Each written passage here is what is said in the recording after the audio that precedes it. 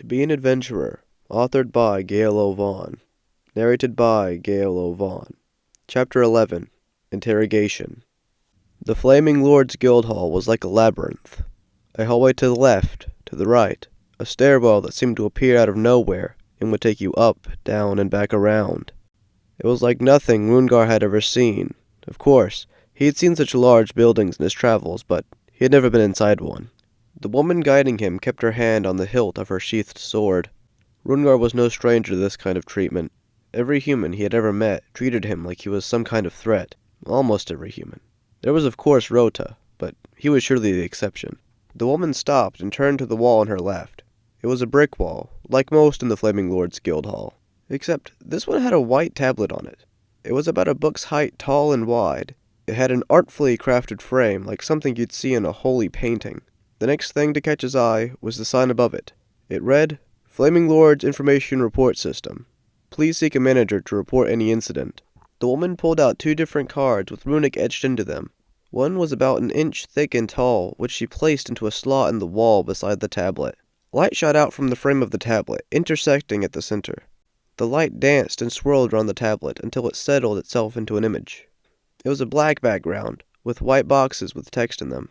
She took the second card, about 1/2 inch tall and 2.5 wide, and intersected it with the light over the box labeled, Summon a Conference.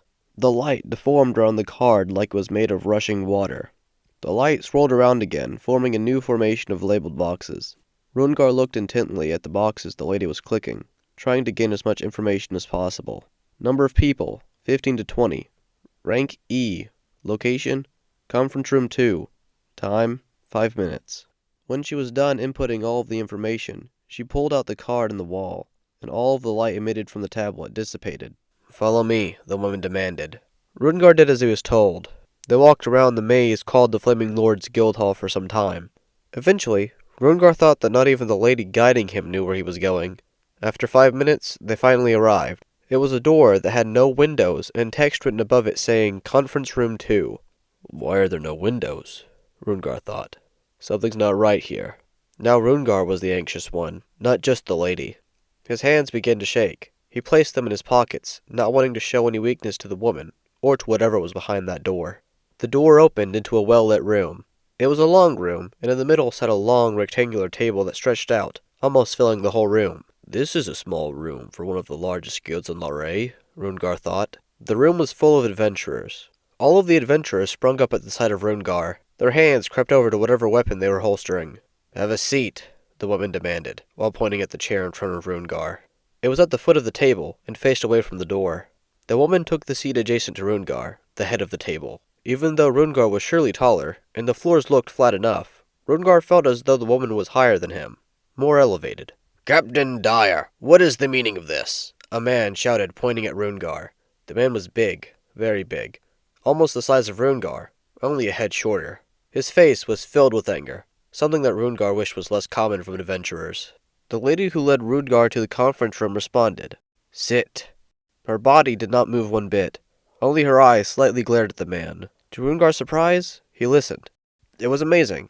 Captain Dyer's voice alone was able to command a man so much larger than herself. She's scary, Rungar thought. He instantly felt a little safer. Captain Dyer reminded him of the fierce women back in Atta village. There was even an old phrase about it. A man would rather die 1,000 deaths on the battlefield than return home to an upset wife. Dyer began to speak again. This fellow was just about to tell us what's the matter.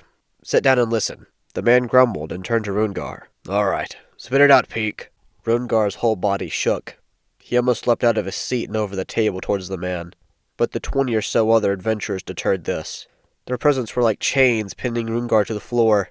Rungar looked towards Dyer for assistance, but there was nothing. Peak was just another word to her, to everyone at the table except Rungar. He was sure they all knew the origin of the word, but just didn't care. Peak was the runic word for boar. The orcs were considered to look like a wild boar, and to be just as savage as one. It became a commonly used slur against the orcs. To Rungar, the word itself felt like gravel coming out of your mouth, and sounded like a wasp was flying into your ear. It was unpleasant. This feeling wasn't helped by the 20 or so other adventurers staring daggers into him. Rungar would have actually preferred they stab him with 20 daggers. At least his leather skin would have protected him. Rungar took a moment to compose himself. It was very important that he get this right. I am being followed, Rungar said. "There is a man trying to assassinate me. He is a member of the Tikar tribe's military, or, more specifically, their Santin Toge, upper unit. I was tasked with delivering a letter to King Jun Laray. I have succeeded, but the Santin doesn't know that and has continued to pursue me. I need your help to take him down." "Why would we listen to a peak like you?" the man shouted, standing up from his chair and pointing his finger at Rungar. "Sit now, Ater," Dyer commanded. The man looked to Dyer, then back at Rungar. He grunted and sat back down. All of the energy in the room was now off of Rungar and onto the disruptive man. Rungar looked around. Even though nothing was said, he knew that the rest of the adventurers were in agreement. He knew that he had to think of something to say, something powerful that would persuade all of them to his side. But he knew he couldn't spend too long thinking. He would look unsure and weak. He has to address this now. Then it hit him. "You're afraid," Rungar said. Everything in the room went still. Why else would there be 20 adventurers in here right now? "I am a citizen of Laray, you know. I am only here to report what you could only assume would be a minor problem. You could have talked to me one-on-one, and then got others involved, but instead you swarm me like I'm a criminal." The man jumped onto the table and extended his knife-like weapon that he was holstering. It shot out sparks like a firework that was about to explode. "Afraid?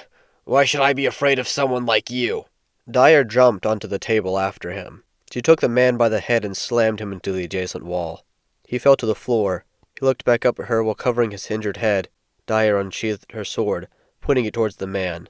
It had runic all over it, and began to glow orange. Everyone in the room could feel the heat radiating off of it. "Leave," she said. "You're not wanted here anymore." The man stood up and walked away, staring at Rungar all the way to the door. Dyer takes her seat. Everyone's attention is on her, not Rungar, the person this meeting is about. Noticing this, she inquires about the subject at hand. "You say we would be afraid? Why is that? Are the Santin Toge powerful? The idea that they are stronger than the Flaming Lords is a notion that I cannot get behind." "Yes, they are powerful. Much more powerful than the Flaming Lords. At least most of you wouldn't stand a chance in a fair fight."